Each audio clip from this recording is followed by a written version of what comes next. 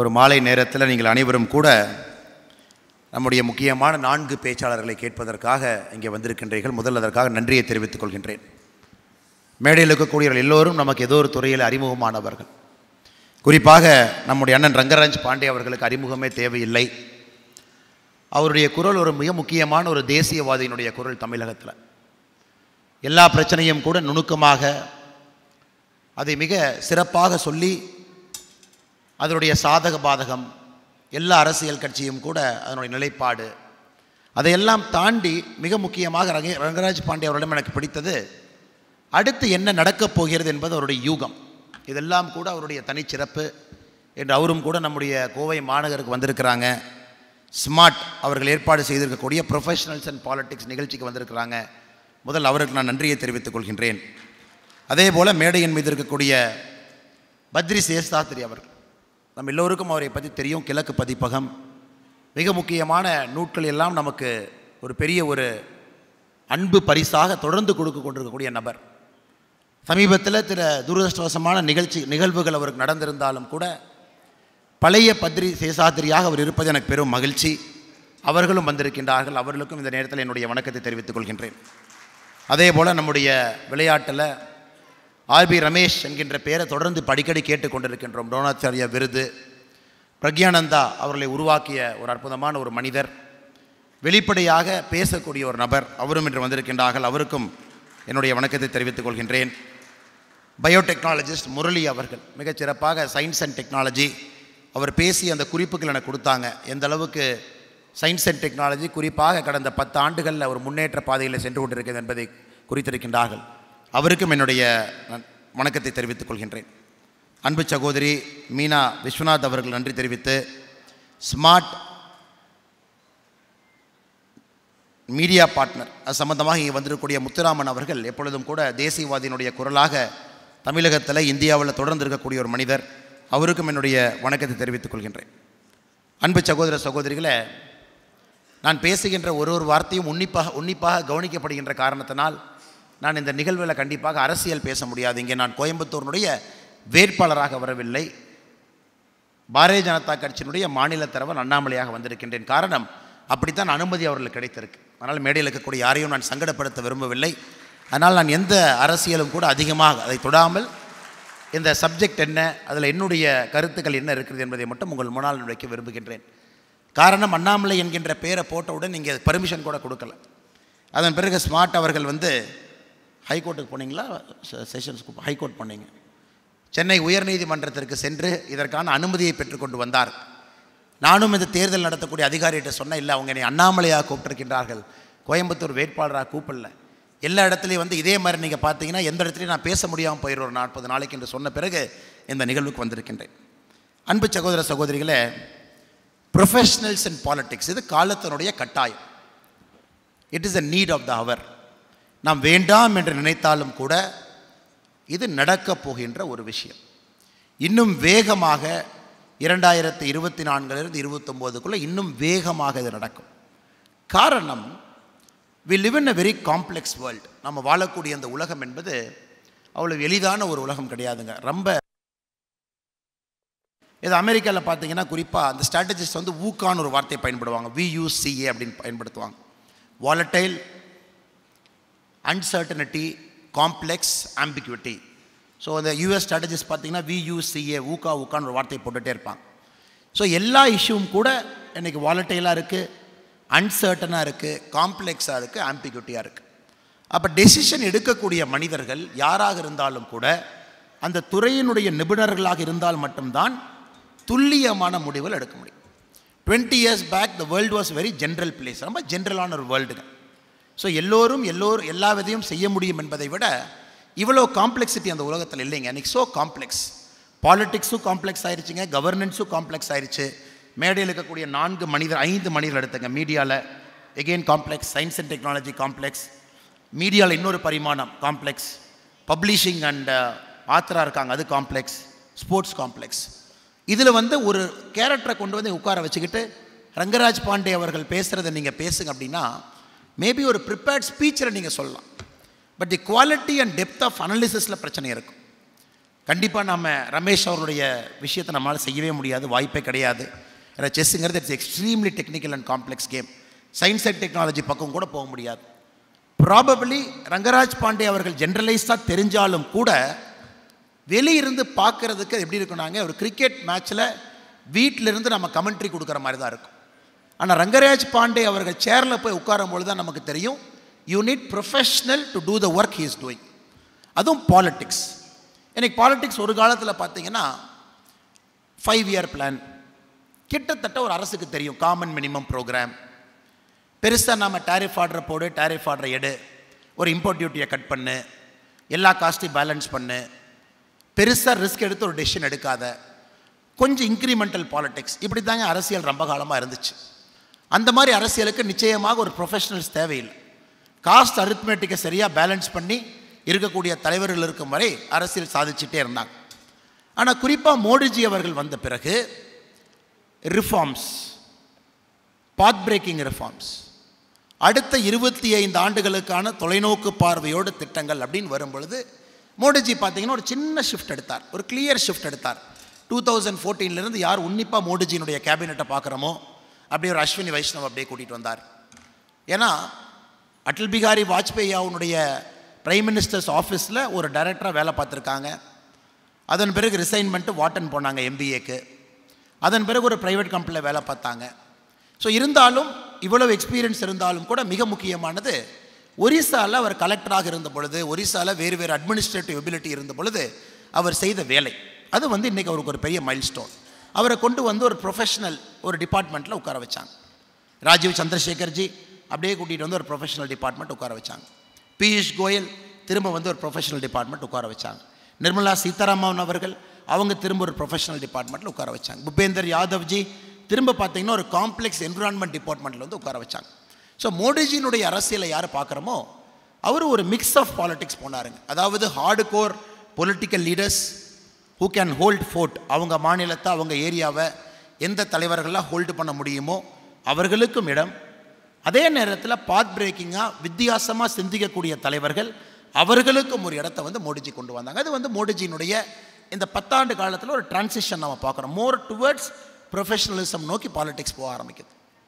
இரண்டாவது என்னுடைய கெஸ் பார்த்தீங்கன்னா 2024 to 2029 நானும் ஒரு காமன் மேனை எதிர்பார்க்கிறது, Modiji will accelerated more.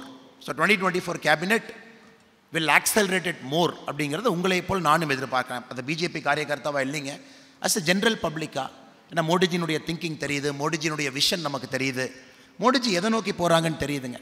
So 2024 cabinet will be more professionals. அதனால தான் இன்றைக்கி மோடிஜியினுடைய விருப்பம் ப்ரொஃபஷனல்ஸும் எலெக்ஷனில் நின்று மக்கள் ஆதரவோடு ஜெயிச்சுட்டு வரணும்னு விரும்புகிறாங்கன்னு நினைக்கிறாங்க. அதனால தான் நீங்கள் பார்த்தீங்கன்னா இன்றைக்கி எல்லோருமே தேர்தல் காலத்தில் போட்டி போடுறாங்க. ஆல்மோஸ்ட் எல்லாரும் யாருக்கெல்லாம் விருப்பம் இருக்கோ ஒரு சாய்ஸ் கொடுத்து சான்ஸ் கொடுத்து விருப்பம் இருக்கிறவங்கெல்லாம் நீங்கள் போய் போட்டி போடுங்க, ஒரு பப்ளிக் மேண்டேட்டோட வாங்க. ராஜீவ் சந்திரசேகர்ஜி ஒரு பக்கம் போட்டி போடுறாங்க, பியூஷ் கோயல்ஜி ஒரு பக்கம் போட்டி போடுறாங்க, பூபேந்தர் யாதவ்ஜி ஒரு பக்கம் போட்டி போடுறாங்க. இதெல்லாம் நம்ம பார்க்குறோங்க.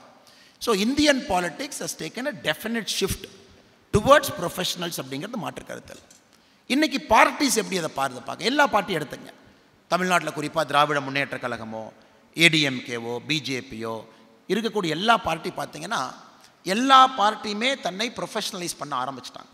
Because everybody knows the reading is on the wall. கிளியராக அந்த ரீடிங்கை பார்க்குறாங்க. Youngsters the determine the narrative. 25 வயசுலேருந்து 40 வயசுக்குள்ளே தாங்க பொலிட்டிக்கல் நெரேட்டிவ் டிட்டர்மைன் ஆகுது. இது சரி, இது தப்பு.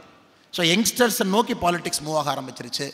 இன்ஸ்டாகிராமை நோக்கி போயிட்டோம். ஃபேஸ்புக்கில் ஒரு காலத்தில் இருந்தவங்க, இன்னும் Twitter predominant tool of political கம்யூனிகேஷனாக இருந்தாலும் Instagram it is playing an outsized influence in political narrative setting. இப்போ உதாரணத்துக்கு பிஜேபி தமிழ்நாடு பார்த்தீங்கன்னா we run a start up cell. ஸ்டார்ட் அப்காக வி ரன் அ செல். ஒரு ஸ்டார்ட் அப் செல் இருக்குது.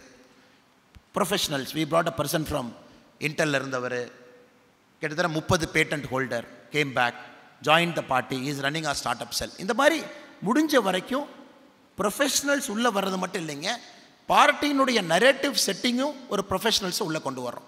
BJP we have a sports and youth development cell. அதில் பார்த்தீங்கன்னா இன்றைக்கி 9 ஒலிம்பியன்ஸ் இருக்காங்க. 9 ஒலிம்பியன்ஸ் ஆர் இந்த பிஜேபி ஸ்டார்ட் அப் செல். அவங்களுக்கு ஒரே ஒரு மேண்டேட் என்னென்னா, நீங்கள் பிஜேபி ஐடியாலஜி உங்கள்கிட்ட இருக்கட்டும், பட் நீங்கள் பிஜேபி பண்ணுற வேலையை நீங்கள் வெளியே போய் பண்ண வேண்டாம். You will not do a political meeting, you need not have a big BJP flag, you need not do a BJP kind of meeting.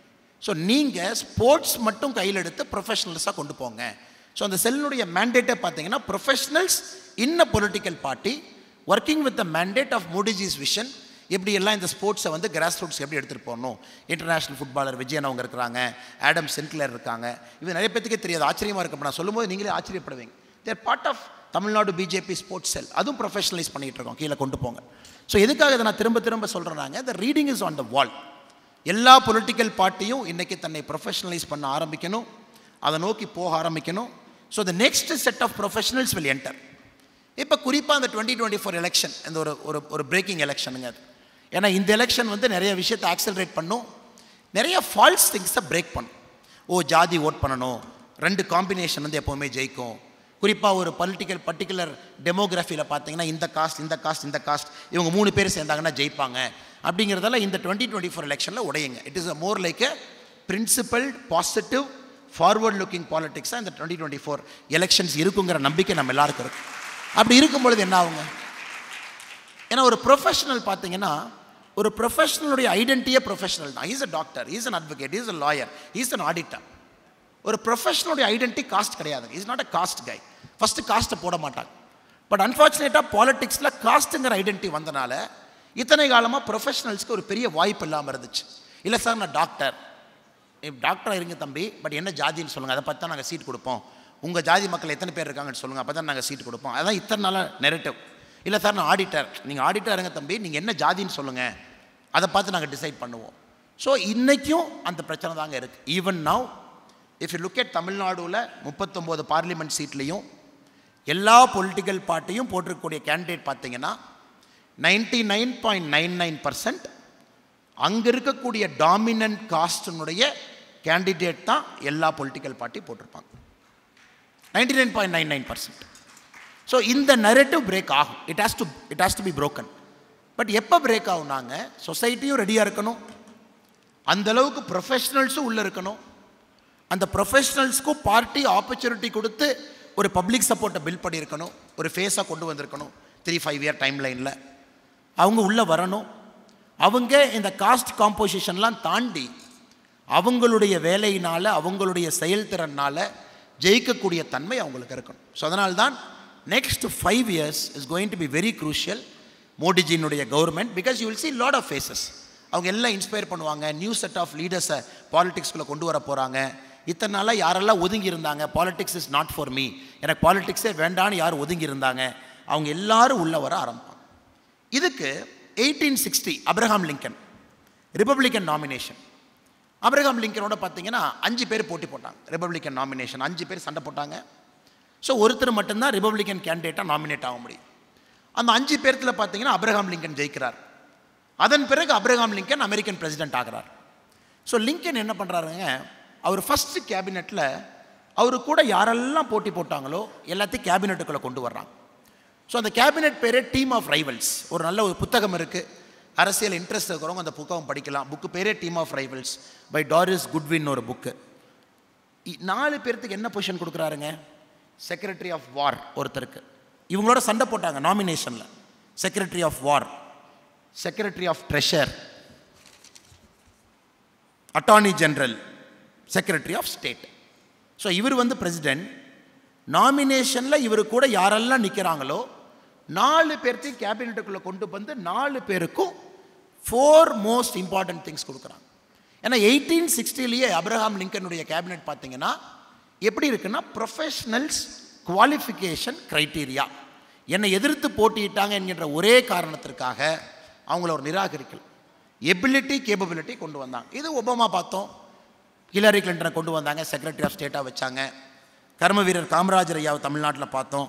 ஏன்னா அவருக்கு எதிராக போட்டியிட்ட சி சுப்பிரமணிய ஐயா இஸ் அ ப்ரொஃபஷனல், தரோ ப்ரொஃபஷனல், அவரை கொண்டு வந்து கேபினெட்டில் வச்சாங்க. ஸோ இந்தியாவில் இது நடந்திருக்கு, உலகத்திலும் இது நடந்திருக்கு. அதாவது ஒரு டிஸ்கஷன் அக்ரிமோனியஸாக இருக்கலாம், எலெக்ஷன் ப்ராசஸ் அக்ரிமோனியஸாக இருக்கலாம், வேட்பாளர்கள் ஒருத்தர் சண்டை போட்டுக்கலாம். ஆனால் ஒரு நாட்டை கவர்ன் பண்ணுறக்கு who is the best person to be in that cabinet அப்படிங்கிறது இதற்கு முன்பும் நாம் பார்த்திருக்கின்றோம். அது வருகின்ற காலத்திலும் நடக்கும் என்கின்ற பெரிய நம்பிக்கை இருக்கு. எதுக்கு இது சொல்கிறாங்க, இது இன்னைக்கு பெரிய டாபிக் இல்லைங்க. இதற்கு முன்பே கூட அது நடந்திருக்கு. இது என்னுடைய இரண்டாவது கருத்தாக உங்கள் முன்னால் நான் வைக்க விரும்புகின்றேன். நான் இன்றைக்கி ஒரு அரசியல் கட்சியை சார்ந்திருந்தாலும் கூட நானும் அதை எதிர்நோக்கி காத்திருக்கின்றேன். இன்னும் ஒரு 10 வருஷம், இன்னும் ஒரு 15 வருஷத்தில், மேபி 10 இயர்ஸில் நீங்கள் டிஎம்கே வாருங்க, ஏடிஎம்கே வாருங்க, பிஜேபி வாருங்க, but whoever gets the mandate, if you think somebody is very superior in the opposite party, invite him to the cabinet. அது எந்த தப்பும் கிடையாது, அது எந்த தப்பும் கிடையாது. ஏன்னா அதில் எந்த தப்பு இல்லை அப்படிங்கிறது என்னுடைய தனிப்பட்ட கருத்து. ஏன்னா நம்ம இந்த அண்ணாமலை என்கின்ற உங்களை போன்ற ஒரு குடிமகனுடைய கருத்து, there is nothing wrong. ஏன்னா ப்ரொஃபஷனல்ஸ்னு வந்ததுக்கப்புறம் திரும்ப ஒரு ஹார்டு கோர் ஐடியாலஜிக்கல் ஸ்டாண்ட் எடுத்தீங்கன்னா எடுக்கணும், கவர்னன்ஸில் எடுக்கணும், எல்லா இடத்துலையும் எடுக்கணும், but you can not take it all the time. அடுத்து மூன்றாவது ஒரு விஷயத்தை உங்கள் முன்னால் வைக்க வேண்டும் என்பது என்னுடைய அன்பார்ந்த ஒரு வேண்டுகோளும் கூட. நீங்கள் அதை கவனத்தில் எடுத்துக்கொள்ள வேண்டும் என்பது என்னுடைய அன்பார்ந்த வேண்டுகோள். இன்றைக்கி ப்ரொஃபஷனல்ஸ் பார்த்தீங்கன்னா நிறையா பேர் பாலிட்டிக்ஸ்னால் ஒரு கமெண்டேட்டிங் ஸ்டேஜில் மட்டும் இருக்காங்க. ஒரு கமெண்ட்ரி, இது சரி, இது தப்பு, இதே எப்படி பண்ணியிருக்கலாம், இதே அப்படி பண்ணியிருக்கலாம். ஆனால் இன்றைக்கி ஒரு ப்ரொஃபஷனல்ஸ் பாலிட்டிக்ஸ்குள்ளே வர்ற முதல் ஸ்டெப்பு பார்த்தீங்கன்னா they got to get their skin in the game.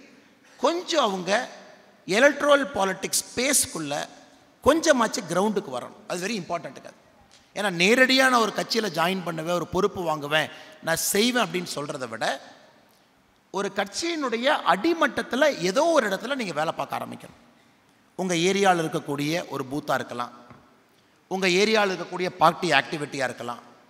ஏன்னா இது வெரி இம்பார்ட்டன்ட். ஒரு ப்ரொஃபஷனலுக்கு பெரிய பிரச்சனையே, if you come directly at the top, lot of people feel threatened.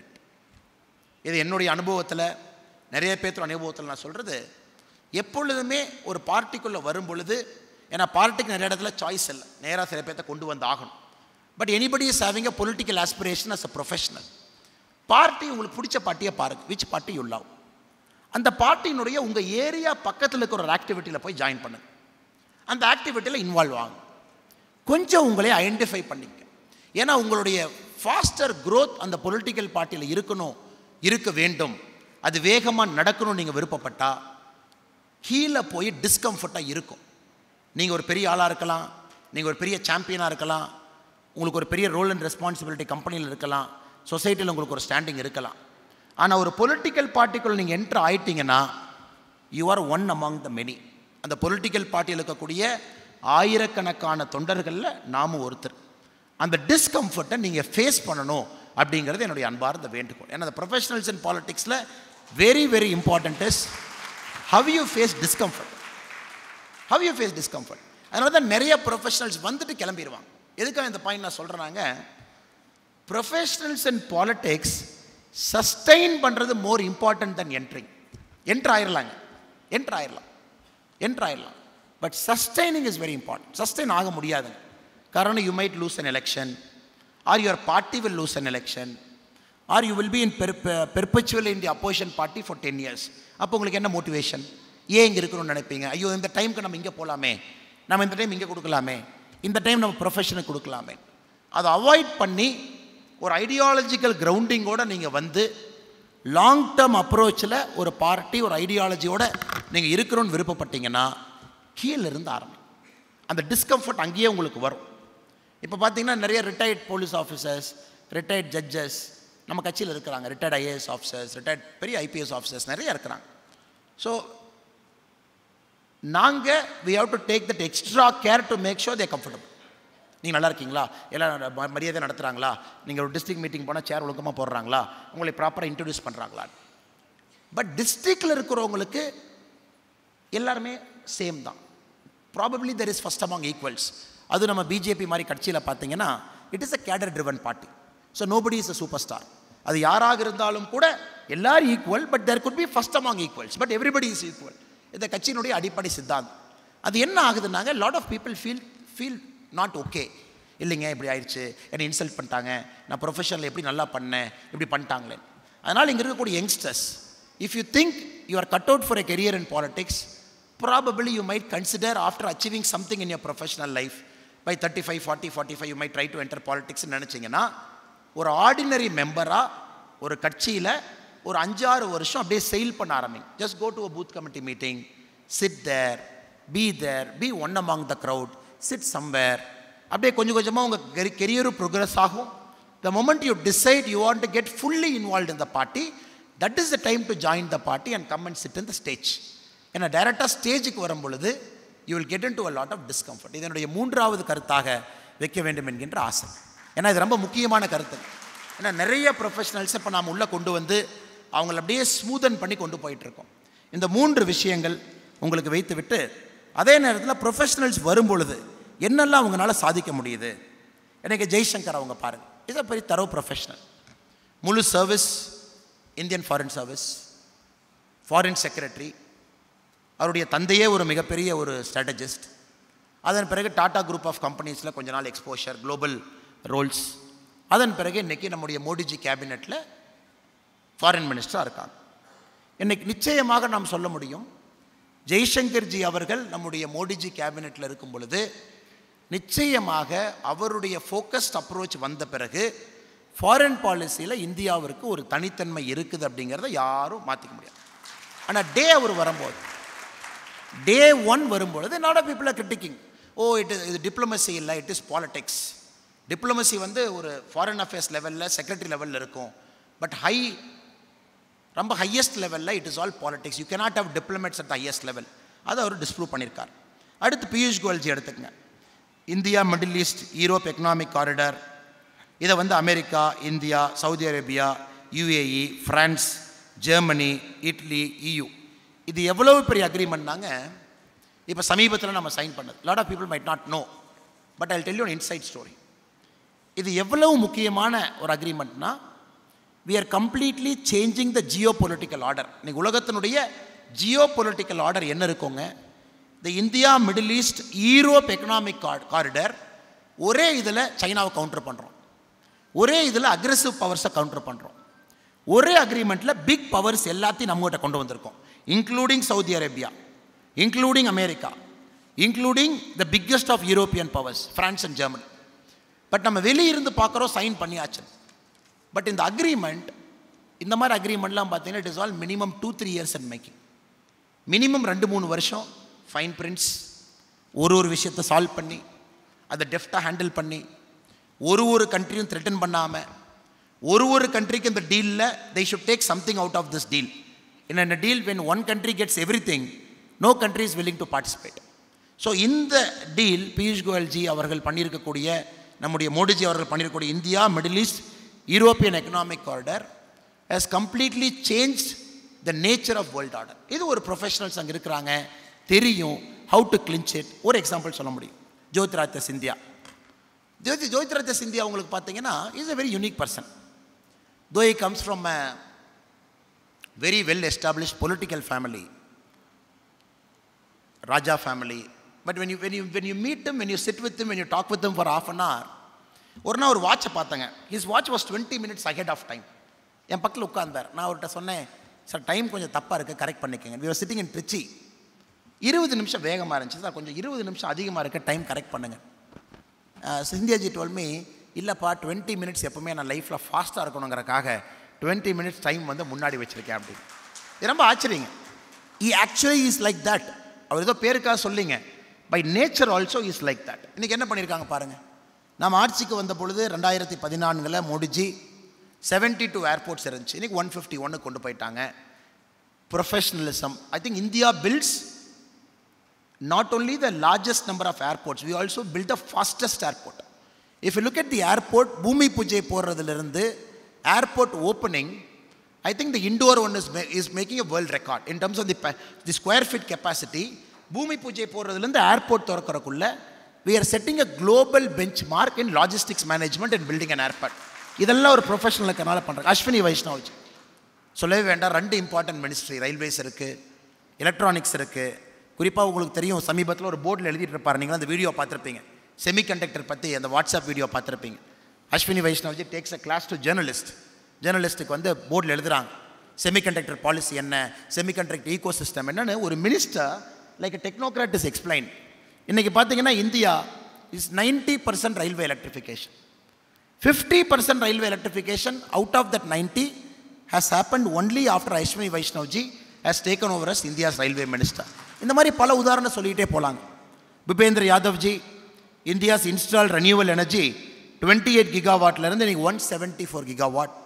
India is playing a leading role in global ecology sector. இன்றைக்கி நாம narrative set பண்ணுறோம். இதனால் பார்த்தீங்கன்னா Americans in Europeans use to set as narrative, குறிப்பாக renewal energy. இன்றைக்கி நாம் global கார்பன்ஸில், global காமன்ஸில், குறிப்பாக carbon ஆஃப்செட்டில் இல்லை, இன்றைக்கி இந்தியாவுடைய narrative is very important narrative. அதுவும் முக்கியமாக ஒரு அமைச்சர் இருக்காங்க, ராஜீவ் சந்திரசேகர்ஜி. உங்களுக்கு தெரியும், சாஃப்ட்வேர் சைடில் அவருக்கு இருக்கக்கூடிய மென்மையான அந்த அறிவு. Because he himself he run a company, BPL, sold it, Juniper Networks. அதன் பிறகு இன்றைக்கி பார்த்தீங்கன்னா குறிப்பாக இந்தியாவுடைய நெக்ஸ்ட் பாலிசி எப்படி இருக்கணும், சோஷியல் மீடியா பாலிசி எப்படி இருக்கணும், டெக்னாலஜி பாலிசி எப்படி இருக்கணும், அதில் ராஜீவ் சந்திரசேகர்ஜி இருக்காங்க. அதனால் நண்பர்களே, அதிகமாக நேரத்தை எடுத்துக்கொள்ள விரும்பவில்லை. என்னுடைய 3 கருத்துக்களை மட்டும் உங்களுக்கு பதிவு செய்ய வேண்டும் என்கின்ற ஆசை. ப்ரொஃபஷனல்ஸ் வரணும், அதற்கான நேரம் next 5 years it is going to accelerate. அதில் எந்த மாற்று கருத்தும் இல்லை. வரும் பொழுது ப்ரொஃபஷனல்ஸ்க்கு பாலிடிக்ஸில் இன்ட்ரெஸ்ட் இருக்குது. To sustain and to be in the long run and politics, full time வர்றதுக்கு முன்னாடியே put your feet in the water. உங்கள் தண்ணிக்குள்ளே லைட்டாக காலை விடுங்க. உங்களுக்கு பிடிச்ச பார்ட்டி அப்படியே லோக்கலாக மூவ் பண்ண ஆரம்பிங்க. கொஞ்சம் கொஞ்சமாக ஃபெமிலியரைஸ் ஆகிக்குங்க. Try to get into that comfort zone or be in the discomfort zone. I think better way of saying is discomfort ஜோனில் இருக்க பழகிக்குங்க. Slowly study when your time is right. You will see politics in a very different way. You will not see it as business, winning and losing. You will see politics as a long-term approach to solving social problem. இந்த 3 கருத்துக்களை உங்களுக்கு சொல்ல வேண்டும் என்கின்ற ஆசை. அதே நேரத்தில் நம்முடைய ஸ்மார்ட் குழுமத்திற்கு ஒரு பெரிய நன்றியை தெரிவித்துக் கொள்கின்றேன். மிகுந்த சிரமத்துக்கு இடையில் இதை ஆர்கனைஸ் பண்ணியிருக்காங்க. மீனா விஸ்வநாதர்கள் உட்பட நம்முடைய தேசிய சிறகுகள் எல்லாரும் இங்கே இருக்கிறாங்க. எல்லாருக்கும் அந்த நேரத்தில் நன்றிகளை தெரிவித்துக் கொண்டு, நம்முடைய நண்பர் நாகர்கோவிலிருந்து சுரேஷ் அவர்கள் ஐடியா கால்டு மலைன்னு ஒரு புக் எழுதியிருக்காருங்க. யாத்திரை போகும்பொழுது I met him. I felt I am not a guy who will deserve a book. அதனால தான் பார்த்தீங்கன்னா புக் ரிலீஸ் ஃபங்க்ஷனை கூட கொஞ்சம் நான் வரல. I came only for this function because books are written by some people who might see something in me, but I really don't see anything in me, at least for the time being. அதனால் சுரேஷ் அவர் எங்கிட்ட ஏதோ பார்த்துருக்காரு. அதுக்காக சுரேஷ் அவருக்கு நான் நன்றியை தெரிவிச்சுக்கிறேன். Thank you so much for effort in writing that book and getting that book release despite many arts. Thank you Suresh அவரை, இங்கே இருக்கீங்க. ஒரு நண்பருக்கு பெரிய நன்றி. Thank you so much. மேடையில் இருக்கக்கூடிய எல்லோருக்கும் நன்றி தெரிவித்து, வந்திருக்கக்கூடிய எல்லோருக்கும் நன்றி தெரிவித்து என்னுடைய உரையை முடித்துக் கொள்கின்றேன். நன்றி, வணக்கம். பாரத் மாதா கி ஜெய்.